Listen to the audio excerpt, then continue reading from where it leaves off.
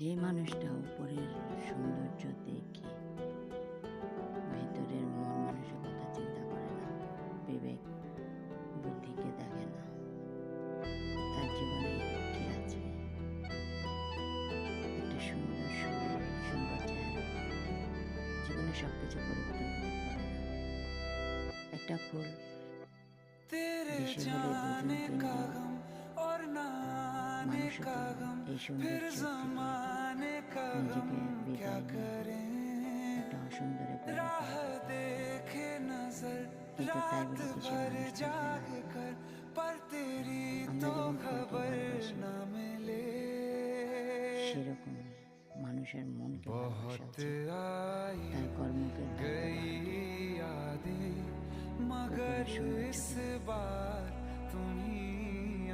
আল্লাহ সৌন্দর্য সেটা ক্ষণিকের মাত্র।